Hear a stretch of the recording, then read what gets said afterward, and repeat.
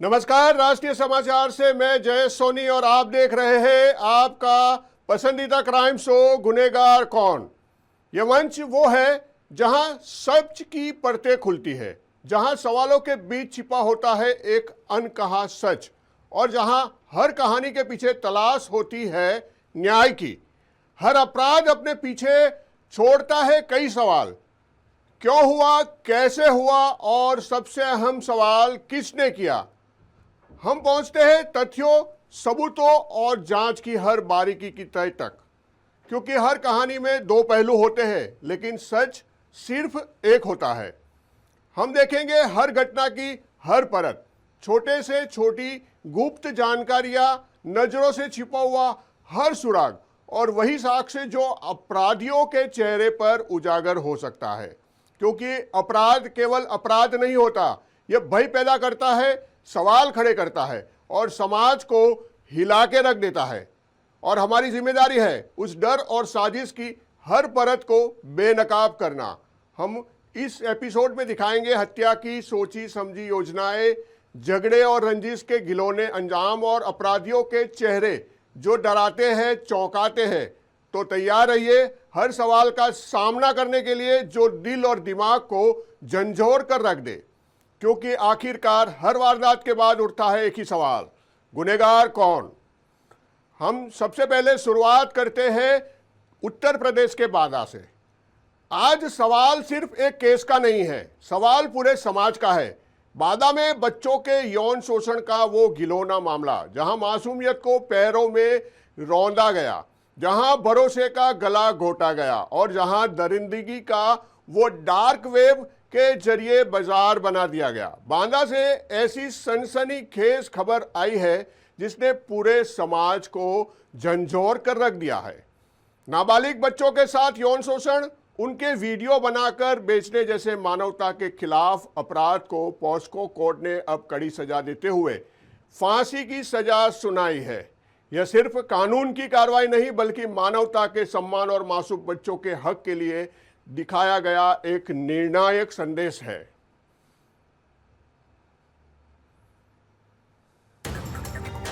सोचिए, जिन हाथों को बच्चों की हिफाजत करनी चाहिए थी, उन्हीं हाथों पर लगा दरिंदगी का आरोप।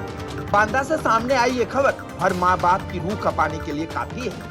अक्टूबर 2020 में इंटरपोल के जरिए सीबीआई को शिकायत मिली। आरोप है कि राम भवन और उसकी पत्नी दुर्गावती मासूम बच्चों का यौन शोषण कर उनके वीडियो और फोटो कथित तौर पर विदेशों में बेचते थे। आज इसी मामले में अदालत ने सुनाया है सबसे कठोर फैसला मौत की सजा। जांच में सामने आया कि आरोपी पति सिंचाई विभाग में जूनियर इंजीनियर था और उसकी पोस्टिंग चित्रकूट में थी। डिजिटल सबूत, साइबर ट्रेनिंग और फॉरेंसिक जांच के आधार पर पूरे नेटवर्क का खुलासा हुआ। पॉस्को कोर्ट के जज प्रदीप कुमार मिश्रा ने कहा, दोनों पति पत्नी को मरते दम तक फंदे पर लटकाया रखा जाए। अदालत ने इसे समाज की आत्मा को झकझोर देने वाला अपराध बताया है। ये फैसला सीबीआई का है। दिल्ली में अक्टूबर 2020 में इंटरपोल के द्वारा सीबीआई को एक सूचना मिली थी कि एक व्यक्ति तीन नंबरों से छोटे छोटे बच्चों के जो जिनकी उम्र 7 साल से लेकर 18 के बीच थी, उनके साथ सेक्सुअल असॉल्ट करके वो वीडियोज इंटरनेट पे लोड कर रहा है।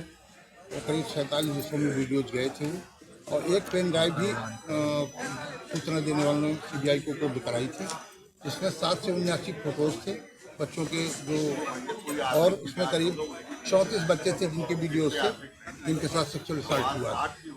उस पर सीबीआई ने 30 अक्टूबर 2020 को केस रजिस्टर किया नई दिल्ली में। केस रजिस्टर करने के बाद अमित कुमार साहब जो डिप्टी एसपी थे सीबीआई के, उन्होंने केस को हैंडल किया गया। उन्होंने जांच शुरू की। अब फरवरी 2021 में इसकी चार्जशीट लगाई। चार्ज बदल चुके इसमें, तब तक इनका फैसला चलता रहा। सीबीआई की तरफ से धारा सिंह थे जो अपर लोकल लीडर थे सीबीआई के, उन्होंने इस केस को जो है हैंडल किया। 74 गवाह उन्होंने पेश किए, 74। डिफेंस में 2 गवाह उन्होंने पेश किए थे। अंततः 18 अक्टूबर को उनकी गिल्टी होल्ड की गई थी। 18 फरवरी को राम भवन जो जेई थे उनको और दुर्गावती को गिल्टी होल्ड करके जेल भेजा गया था। राम भवन तो शुरू से जेल में था, और आज फाइनली इनको मृत्युदंड की सजा विद्वान न्यायाधीश प्रदीप कुमार मिश्रा के पास से बांधा के उन्होंने मृत्युदंड से दंडित किया। कितनी तारीखों में ये फैसला आया है? कितने गवाह पेश हुए थे इसमें? 74 गवाह पेश हुए और 4 साल से कंटिन्यू बता रहे कि ये 5वां साल है। 4 साल से लगातार जो है इस पर सुप्रीम कोर्ट का एक निर्देश है कि डे बाई डे मुकदमा चलाया जाए। तो डे बाई डे तो 74 विटनेसेस जिनको जो है CBI ने पेश किए, जबकि बच्चों का जो मेडिकल था वो एम्स में कराया गया था। बच्चों की आंखें टेढ़ी हो गई। पूरे मामले में कितने लोग आरोपी माने गए? पूरे में दो लोग, राम भवन जो मेन एक्यूज्ड था और 1 से 20 राम भवन कौन थे? राम भवन ये जेई थे, जल विभाग में जेई थे। और दूसरा कौन है जिसको और दूसरा उनकी पत्नी दुर्गावती थी। तो दोनों को फाइनली उन्होंने मृत्युदंड से दंडित किया है और भारी जुर्माना भी लगाया गया है। और जज साहब ने यह भी लिखा है कि जो पीड़ित बच्चे हैं उनको सेंटर वो लगा कर 10-10 लाख रुपया मुआवजा दें और यहाँ जो जितना जो मुआवजा है। यह फैसला बच्चों की सुरक्षा के लिए एक सख्त संदेश है, लेकिन बड़ा सवाल अब भी बाकी है। क्या सिर्फ सजा से ऐसे अपराध खत्म होंगे या समाज और सिस्टम को और सख्ती दिखानी होगी? राष्ट्रीय समाचार के लिए ब्यूरो रिपोर्ट, बांदा, उत्तर प्रदेश।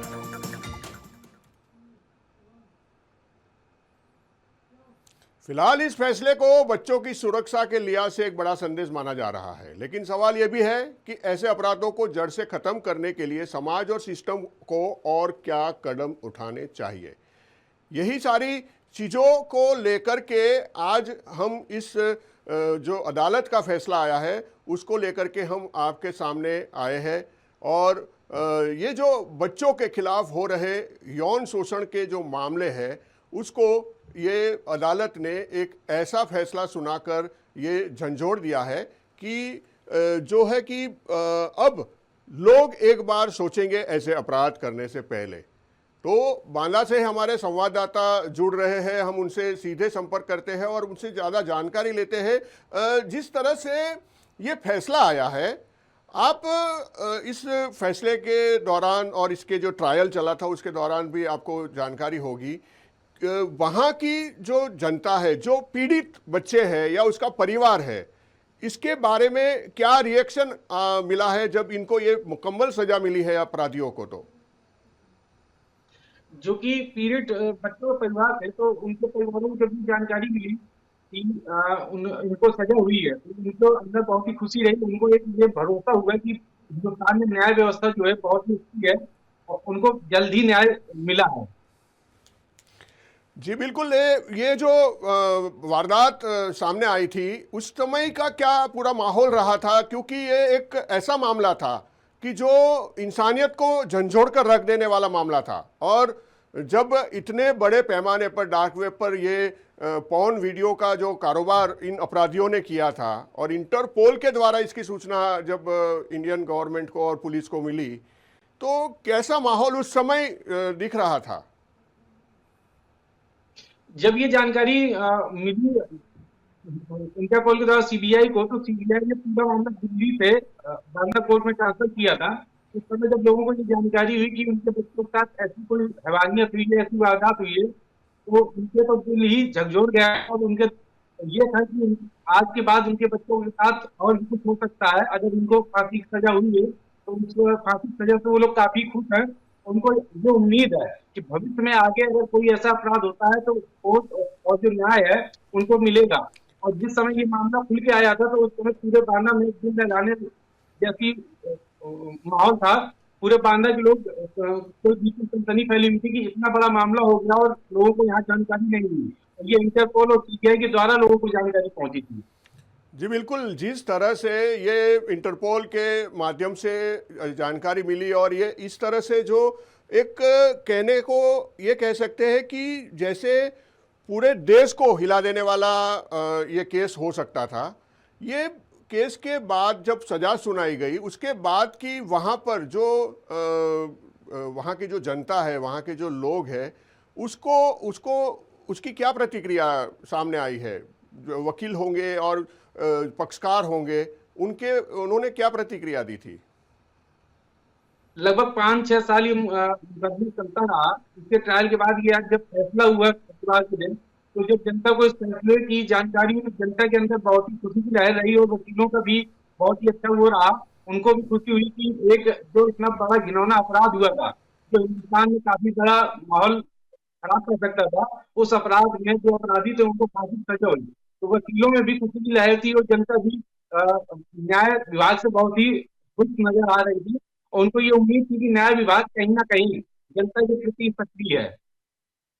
बिल्कुल, जिस तरह से आज न्याय के जो अपना केंद्र है, जो कोर्ट है, उस पर एक ऐसे केस का मुकदमा चला और इसमें ऐसी सजा सुनाई गई जो कि एक मिसाल के तौर पर देखी जाएगी, क्योंकि ऐसे घिनौने अपराध को और इसी सोची समझी साजिश के तहत इस तरह के जो सीरियल अपराध है, उस अपराधी को आज एक मतलब डेथ पनिशमेंट की सजा मिली है।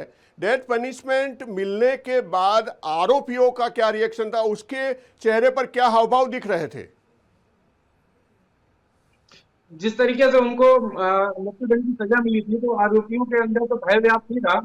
और सबसे बड़ी चीज ये होती है कि जब ये जो मामला है ये प्रदीप मिश्रा जी की कोर्ट पर था तो जनता को एक भरोसा हो चुका था, क्योंकि पिछले 6 माह में जो प्रदीप मिश्रा न्यायाधीश है उन्होंने 3 फांसी की सजा दी है पास्को के मुकदमे पर। जी बिल्कुल, मतलब कि इस अदालत में ये केस जब आया, जज चेंज होकर आए और उसकी अदालत में जब ये केस चला तो लोगों को एक उम्मीद जगी थी कि बहुत ही जल्द ये अच्छा फैसला इस केस के अंदर भी सुनाई दिया जाएगा। जी जी बिल्कुल, क्योंकि पिछले विगत 6 माह में 2 लोगों को 2 मुकदमों में और भी फांसी हो चुकी है, 5 लोगों को मृत्युदंड की सजा मिल चुकी है और ये तीसरा मुकदमा है जिसमें प्रदीप मिश्रा जी ने फांसी की सजा सुनाई हुई है। जी बिल्कुल, बहुत बहुत धन्यवाद आपका इस पूरी जानकारी के लिए और आप ऐसी ही घटनाओं पर नज़र बनाए रखिएगा। हम आगे भी आपका ऐसी कोई घटना होगी तो फिर से संपर्क करेंगे। अगली खबर का रुख करते हैं और जब बिहार की एक बात हम ले लेते हैं आगे। बिहार की पहचान एक एशिया के सबसे बड़े लंबे नदी पुलों से लेकिन एक इसी पुल के पास खड़ी एक कार से मिला एक युवक का शव। कार बंद, युवक अंदर और सीने में गोली। ये कहानी है बिहार के महात्मा गांधी सेतु की, जहां एक अल्टो कार से बरामद हुआ यह दिल दहला देने वाला शव। अब खुल रही है परत दर परत। साजिश की कहानी, कौन था यह युवक, किसने मारी गोली और क्या इंटर परीक्षा के दौरान हुआ झगड़ा बन गया मौत का वजह। आज हम दिखाएंगे दोस्ती, झगड़े और हत्या की पूरी कहानी और खोजेंगे आखिर गुनहगार कौन। दोस्तों के बीच मामूली झगड़ा और कुछ ही दिनों में मौत। क्या आज की दोस्ती इतनी खतरनाक हो चुकी है? गांधी सेतु से सामने आई ये वारदात कई सवाल छोड़ रही है। बिहार के महात्मा गांधी सेतु पर गुरुवार सुबह एक ऑल्टो कार में युवक का शव मिला। सीने में लगी गोली और मौत का खौफनाक चेहरा। पहचान अज्ञात थी, लेकिन कार से मिला एक सिम कार्ड पूरे केस की कुंजी बन गया। जांच की कड़ी जुड़ी जहानाबाद जिले के सूरजपुर गांव से मृतक की पहचान हुई। भानु कुमार के रूप में भानु पटना में रहकर पढ़ाई करता था और इसी साल इंटर की परीक्षा दी थी।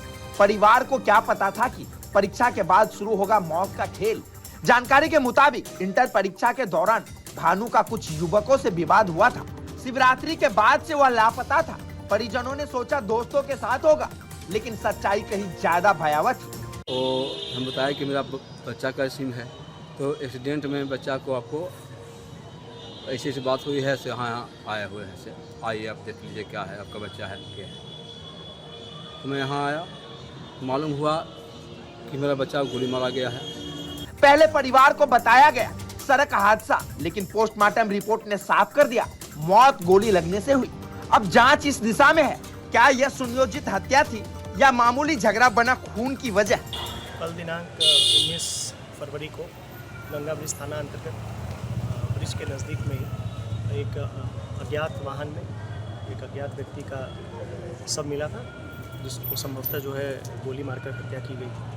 उसका इन्क्वेस्ट किया गया था, पोस्टमार्टम किया गया था। उसकी पहचान नहीं हो पाई थी। आज जो है जो वहाँ पे हम लोग को घटनास्थल से एक सिम मिला था, उस सिम को ट्रेस करते हुए परिजन तक हम लोग पहुँच पाए और जो अज्ञात शव था उसका पहचान हुआ है। इसका नाम जो है लड़के का वो भानु है, जो कि 16 साल का लड़का था, 16-17 साल का। इसके पिताजी का नाम मुरारी शर्मा है और ये रहने वाले सूरजपुर थाना हुलासगंज जिला जहानाबाद के थे। ये इनके परिजन के द्वारा बताया अनुसार जो है ये पटना में रह करके पढ़ाई कर रहे थे और अभी इस साल ही इंटरमीडिएट का एग्ज़ाम इनके द्वारा दिया गया था और 13 तारीख तक एग्ज़ाम इनका चला था। उसके उपरांत ये फिर पटना वापस अपने रूम पे आए थे और 16 तारीख से ये मिसिंग थे वहाँ से रूम से। परिजन के द्वारा जो है 16 तारीख से मिसिंग का कोई रिपोर्ट किसी थाना को नहीं दिया गया था, इस संबंध में उन्होंने बताया है, क्योंकि पूर्व में भी 1-2 बार लड़का इसी तरह से चला गया था फिर वापस आ गया था। तो परिजन को इस बार भी ऐसा ही लग रहा था कि जो है गया है फिर वो वापस आ जाएगा। तो अभी फ़िलहाल हम लोग को जो सारा इनपुट्स मिला है परिजन के द्वारा, और भी बहुत सारी चीज़ें बताई गई हैं, उन सारे एंगल्स पे हम लोग जांच कर रहे हैं और जल्द ही इसमें जो भी शामिल अभियुक्त है उसको गिरफ्तारी कर ली जाएगी। सर, जो गाड़ी मिला था गाड़ी की भी अभी हम लोग पहचान करने का प्रयास कर रहे हैं, क्योंकि उसमें D नंबर लगा हुआ था, इस कारण से हम लोग को अभी डिटेल्स आना बाकी है, कुछ डिटेल्स आने का पहचान की जाएगी। गांधी सेतु की ये घटना सिर्फ एक हत्या नहीं, युवाओं में बढ़ती हिंसक रंजिश का आईना है। क्या हम सच में सुरक्षित है? राष्ट्रीय समाचार के लिए ब्यूरो रिपोर्ट, वैशाली, बिहार। अगली खबर का रुख करते हैं। अगली खबर इटावा, एक शहर जहां लोग अपनी रोजमर्रा की जिंदगी में व्यस्त थे, लेकिन हाल ही में यहां इंसानियत को झंझोर देने वाली घटना ने सबको हिलाकर रख दिया। 23 वर्षीय मनीष कुमार, जो सिविल सर्विस की तैयारी कर रहा था, अचानक लापता हो गया। उसकी तलाश में परिजनों और दोस्त हड़बड़ा गए, लेकिन जब पुलिस ने घटना का खुलासा किया तो सबने सबको हैरान कर दिया। मनीष का शव बेरहमी से मारा गया, बोरे में बंद करके रेलवे ट्रैक पर फेंक दिया गया। क्या यह किसी पुरानी रंजिश का नतीजा है या किसी और ठोस साजिश के पीछे इसके पीछे छुपी है? पुलिस और फॉरेंसिक टीम घटनास्थल पर जुटी है। हर फिंगरप्रिंट, हर सुराग, हर छोटी सी छोटी चीज की जांच की जा रही है। आज की रात हम आपके सामने खोलेंगे इस सनसनी मर्डर की हर परत और खोलेंगे कि आखिरकार गुनहगार कौन है, क्योंकि हर कहानी में, हर वारदात में जवाब के पीछे छुपा होता है एक डरावना रहस्य। पढ़ने निकला एक छात्र 3 दिन तक लापता और फिर रेलवे ट्रैक के पास बोरे में बंद शव। इटावा से आई यह खबर हर अभिभावक के दिल में डर पैदा कर रही है। मनीष कुमार भर थाना के बंधा बंधारा गांव के रहने वाले 18 फरवरी को सिविल लाइन कोचिंग पढ़ने गए थे, लेकिन न वह कोचिंग पहुंचे और न ही घर लौटे। परिवार ने गुमशुदगी दर्ज कराई, मगर 3 दिन तक कोई सुराग नहीं मिला। सर, मेरा नाम राजवीर सिंह है। ये घटना, हमारे बच्चे सुबह कोचिंग जा रहा था। कोचिंग के समय ये गया तो वहाँ कोचिंग में नहीं पहुंचा। जब कोचिंग में नहीं पहुंचा, जब लौट के 12:30 बजे जब नहीं आया, तो मैंने बच्चे से कहा कि ऐसा तो नहीं कोई घटना हुई हो रोड पे, कोई घटना रोड पर हुई हो, कोई घटना रोड पर हुई हो तो चले जाओ देख लो, कहीं अस्पताल में ना बच्चा भर्ती करा दिया गया हो। जब उसके बाद जब मैंने बच्चा लौट के आया तो उसने कहा कि पापा कोई घटना नहीं हुई, हम इटावा चौराहे तक हुआ है। उसके बाद फिर मैंने कहा कि चलो बेटा गुमशुदगी की रिपोर्ट थाने में लिखाते हैं। जब थाने में गए, गुमशुदगी की रिपोर्ट लिखाई, तो उसके बाद दीवान जी ने कहा कि इंस्पेक्टर साहब नहीं, अभी नहीं लिखी जाएगी, जब वो आ जाए। हमने कि यार बहुत बड़ा मामला है साहब, और आप कह रहे हो लिखी नहीं जाएगी। तीसरे दिन थाना एक दिल क्षेत्र के चित भवन नवाली गांव के पास DFC रेलवे ट्रैक पर बोरे में बंद शव मिला। सबकी हालत विकसित थी। CO सिटी अभय नारायण के मुताबिक फॉरेंसिक टीम ने मौके से साक्ष्य जुटाए हैं और हत्या के एंगल से जांच शुरू कर दी है। परिवार ने आशंका जताई है कि यह जमीनी रंजिश का मामला हो सकता है। शाम लगभग 10 बजे के आसपास से रेलवे से सूचना प्राप्त हुई थाना एक दिन को कि चित भवन रेलवे क्रॉसिंग के पोल नंबर 625 पर 25/17 पर एक डेड बॉडी मिली हुई है। उस डेड बॉडी पर तत्काल पुलिस मौके पर पहुंची। वहां पर देखा गया तो इसकी पहचान नहीं हो सकी थी, जिसे ला करके यहाँ सऊदी मोर्चरी पर रखा गया है। पहचान और शिनाख्ती कार्यवाही के क्रम में ही मौके पर वहां पर एक भरथना थाने में गुमशुदगी लिखाए हुए परिजन भी पहुंचे थे, जिनको बॉडी की पहचान के लिए यहाँ लाया गया है। अभी संभवतः उन लोगों के द्वारा यह बताया गया है कि वो बाकी पार्ट ऑफ बॉडी देख करके कि ये मेरा ही बेटा है या हो सकता है, इसके आधार पर शिनाख्त होते ही आगे की जो अग्रेतर विधिक कार्रवाई है वो अमल में लाई जा रही है। नहीं, ये तो डेड बॉडी जो अपने यहाँ बॉडी बैग होता है उसमें लेकर के आया गया है। वो सारी चीज़ें अभी हम लोग देख रहे हैं कि आखिर रेलवे के पास क्या-क्या चीज़ें मिली थी और उन्होंने कैसे अपना दिया था। पुलिस को जैसे सूचना मिली तो जो बॉडी है उसको बॉडी बैग में पैक करके और ला करके परिजनों के द्वारा ये जो बताया गया है कि 18 तारीख की सुबह में वो कोचिंग करने के लिए इटावा के लिए बच्चा रवाना हुआ था और कोचिंग में जब आकर के शाम को लोगों ने पता किया तो पता चला कि वो कोचिंग नहीं आया था। इस पर परिजन चिंतित थे। वापस जाकर के थाने में लोगों ने गुमशुदगी की तहरीर दी थी, जिस पर थाना भरथना में गुमशुदगी अंकित की गई थी और उसके जितने भी मोबाइल नंबर्स थे। सवाल कई है, क्या यह सुनियोजित हत्या थी? क्या इसके पीछे पुरानी दुश्मनी का जाल है या कहानी में अभी भी और परतें खुलनी बाकी है? पुलिस हर एंगल से जांच में जुटी है। राष्ट्र समाचार के लिए इटावा से रोहित सिंह की रिपोर्ट। तो ये थी आज की तमाम कहानी। ये वो वारदात थी जो हर किसी को झंझोर कर रख देती है। हम अब भी आपको चौकन्ना कर रहे हैं, होशियार कर रहे हैं कि आपके आसपास ही कोई ऐसा हो सकता है जो आपकी जान का दुश्मन हो सकता है। इसलिए चौकन्ने रहिए, होशियार रहिए और किसी ऐसी वारदात का शिकार होने से बचिए। आज के इस हमारे क्राइम एपिसोड गुनहगार कौन में बस इतना ही। कल हम और नई खबरों के साथ आपसे रूबरू होंगे। तब तक के लिए नमस्कार।